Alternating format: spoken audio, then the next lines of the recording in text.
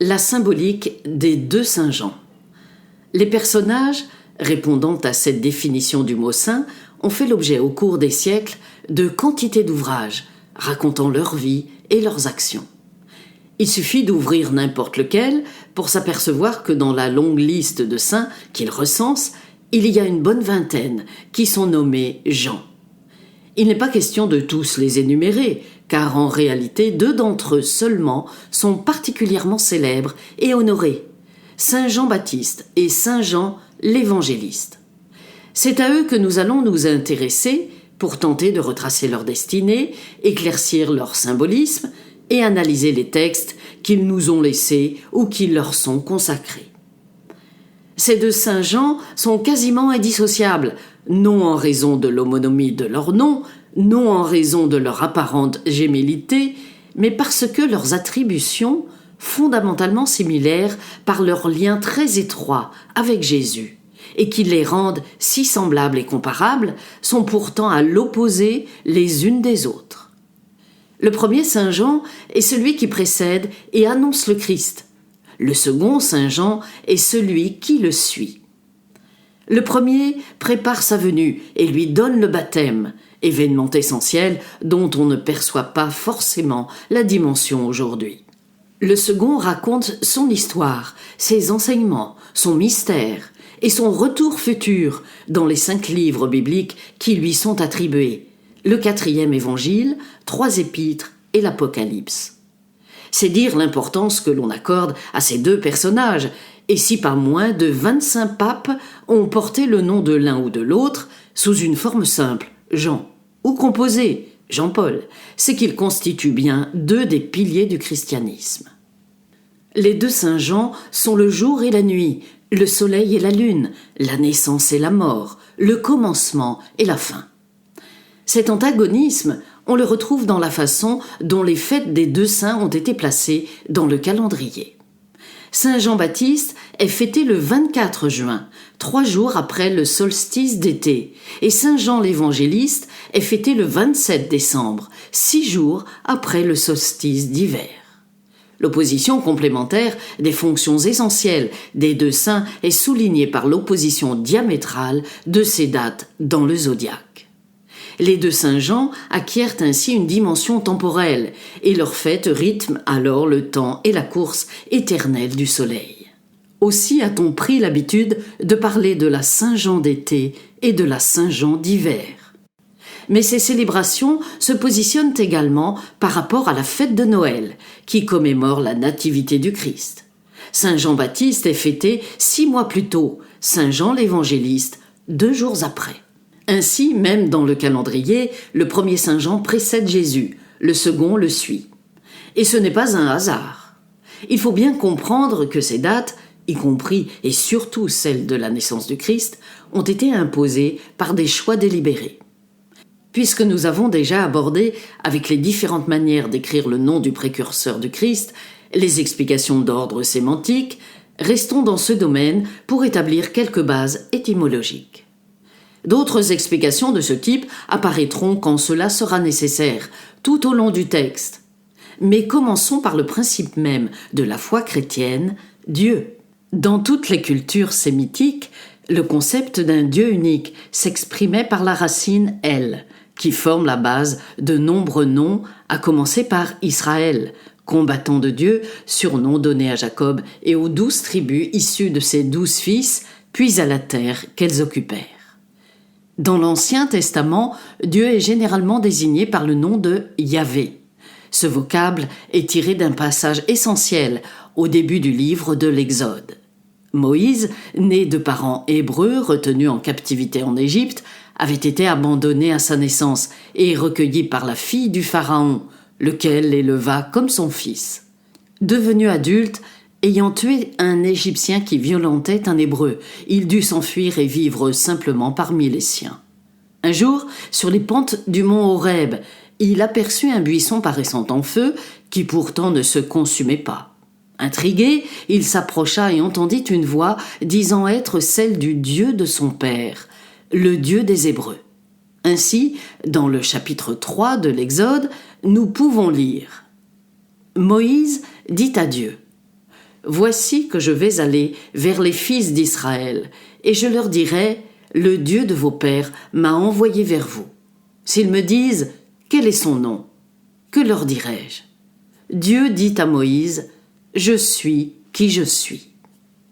En hébreu, Dieu disait : Ayez, je suis. Et les fils d'Israël dirent donc de lui : Yahvé, il est. Ce mot formait des lettres Yod et Vav, et a donné naissance d'une part au nom Yahvé, et d'autre part au tétragramme qui s'écrit en français YHVH ou IHVH. La lecture à voix haute de ce nom est interdite par la tradition rabbinique, car sa prononciation exacte s'est perdue depuis le temps de Moïse. Aussi les Juifs remplacent-ils ce nom imprononçable par le mot Adonai, formé à partir de l'hébreu Adon, littéralement possesseur. Au sens religieux du terme, Dieu est le possesseur, le maître, le seigneur de son peuple et du monde qu'il a créé. Adonai a été transcrit en latin par le mot senior, le plus âgé, avec la valeur de maître, employé ici au sens spirituel, qui a donné le français seigneur. À l'origine, les Juifs réservaient ce mot Adonai ou seigneur pour Dieu le Père, puis les évangélistes l'ont détourné pour l'attribuer au Fils Jésus-Christ. Le nom Christ vient de Christos, mot grec qui est l'équivalent de l'hébreu Meshia, oint. Parallèlement, Meshia a été transcrit en français par Messie. Christ est donc synonyme de Messie. Oint est le titre que l'on donnait au roi de Juda, en raison de l'onction d'huile sacrée qui leur était prodiguée au moment de leur couronnement. C'était une pratique très répandue dans toute l'Antiquité et qui a même perduré pour le sacre des rois de France. Par extension mystique, oint prit le sens de celui qui est oint par Dieu le Père, c'est-à-dire Dieu le Fils, la deuxième personne de la Trinité. Le Christ ou le Messie est donc ainsi clairement désigné comme le Fils de Dieu.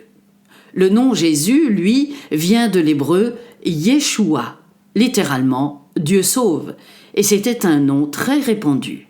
En grec, il est devenu Jésus. Revenons à notre sujet. Jean-Baptiste entra dans l'histoire lorsqu'il vint s'installer au bord du Jourdain pour prêcher et baptiser, prenant avec lui quelques disciples, dont vraisemblablement un jeune homme également nommé Jean, le futur apôtre et évangéliste. L'Évangile selon saint Luc, chapitre 3, verset 1, précise que cela se passait en l'an 15 du principat de Tibère César. Tibère étant devenu empereur en 14, la 15e année de son règne correspond donc à l'an 28. Luc dit encore, chapitre 3, verset 23, « Et Jésus, lors de ses débuts, avait environ 30 ans. » En réalité, Jésus, ayant dû naître entre l'an -7 et l'an -5, en 28, il avait donc entre 32 et 34 ans, et saint Jean-Baptiste aussi, puisqu'il est né 6 mois avant Jésus. Quant à saint Jean l'évangéliste, traditionnellement représenté sous l'apparence d'un jeune homme imberbe, il avait certainement quelques années de moins. Nous avancerons une hypothèse à ce sujet lorsqu'il sera plus précisément question de lui. En l'an 28, donc, la Palestine était sous domination romaine depuis la conquête de Pompée en 63 avant Jésus-Christ. Le pays était alors partagé en plusieurs contrées, dont certaines administrées directement par les Romains depuis l'an 6. Pour ce qui concerne les régions où va se dérouler notre histoire, la Samarie et la Judée, du nord au sud, formaient 2 provinces romaines placées sous le contrôle du procurateur ou préfet Ponce Pilate, qui occupa ce poste de l'an 26 à l'an 36. Les régions frontalières étaient laissées sous l'administration de rois juifs, les tétrarques, souverains fantoches et romanisés, cela pour éviter tout risque de trouble. Galilée au nord et Pérée à l'est étaient sous l'autorité du tétrarque Hérode Antipas, fils d'Hérode le Grand. Son frère Philippe gouvernait les régions encore plus au nord. Ce sont des données historiques que saint Luc rappelle en introduction du chapitre 3 de son évangile. Seuls les Juifs de Judée estimaient être de race pure. Pour eux, les Samaritains étaient une race hybride, ne méritant que le mépris. Quant à la Galilée, c'était une terre dans laquelle plusieurs peuples s'étaient mélangés, y compris quelques tribus celtiques, la racine gale de son nom étant commune à la plupart des contrées qui furent occupées, au moins un temps, par les Celtes. Pour les chrétiens, il est significatif que le Fils de Dieu ait choisi de s'incarner dans une modeste famille de Galilée, région d'où jamais aucun prophète n'était sorti, mais en naissant toutefois à Bethléem, qui est en Judée et qui fut aussi la ville natale du roi David. La connaissance que nous avons des 2 saints Jean repose sur les 2 séries de sources bibliographiques qui ont légué leurs histoires à la postérité. D'abord les récits du Nouveau Testament, Évangiles, Actes des Apôtres, Épîtres, que nous avons extraits de la Bible d'Émile Ostie, traduite à partir des textes originaux en hébreu, araméen et grec. Ensuite les livres d'hagiographie, les biographies des saints, en particulier la célèbre Légende dorée. C'est un ouvrage écrit vers 1264 par l'archevêque de Gênes, Jacques de Voragine. Il compte la vie des principaux saints de la chrétienté en s'appuyant sur les Écritures, sur les textes de ses prédécesseurs et des pères de l'Église comme saint Augustin ou encore des chroniqueurs comme Flavius Joseph ou Eusèbe de Césarée. Quelques remarques sur ce titre, la légende dorée, sont nécessaires.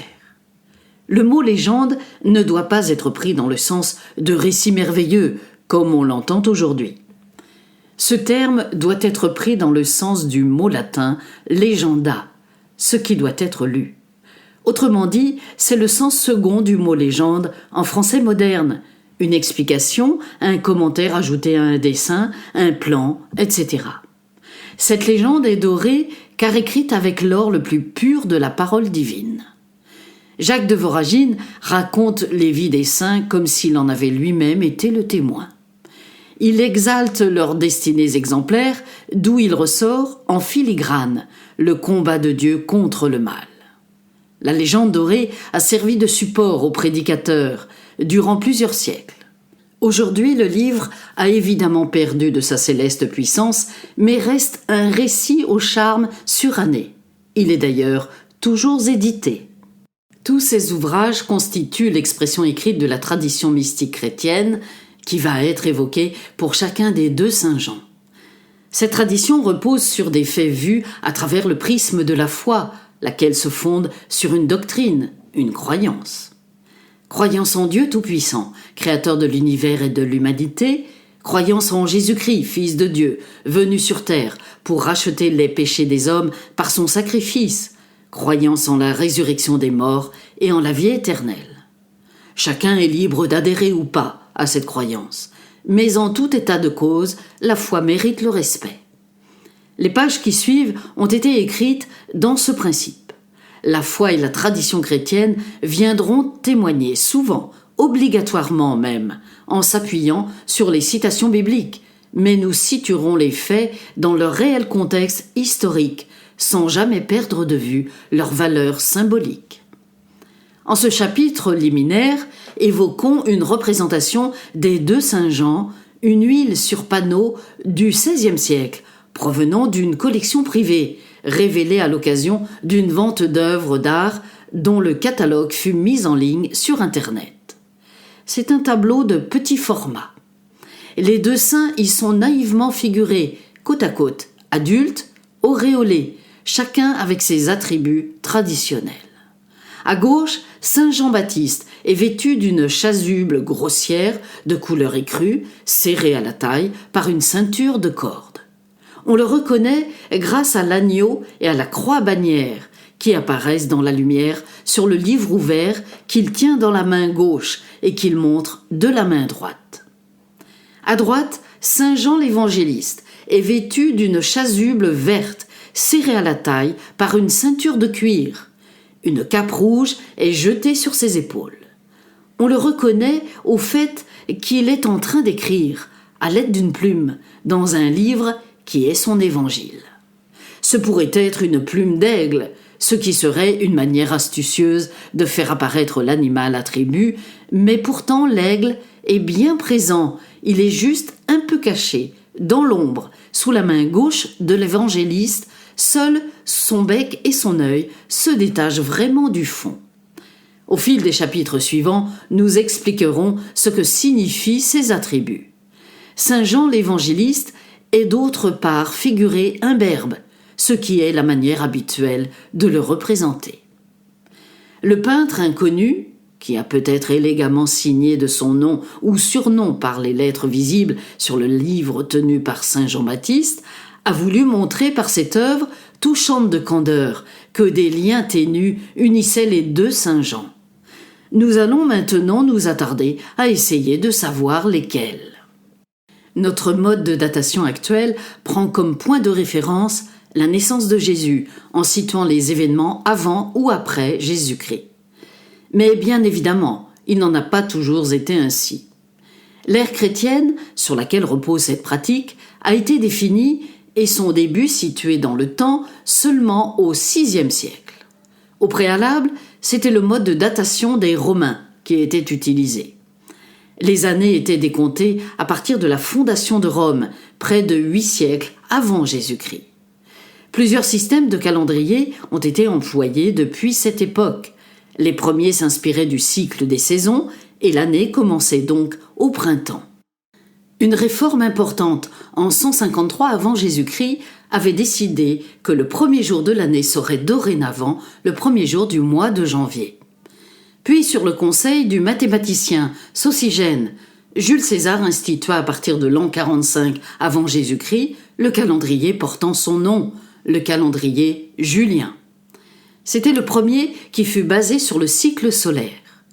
Tout en conservant le début de l'année au 1er janvier, ce calendrier inaugurait donc les années de 365 jours et de 12 mois, avec des années bissextiles tous les 4 ans, destinées à recaler l'année civile sur l'année solaire.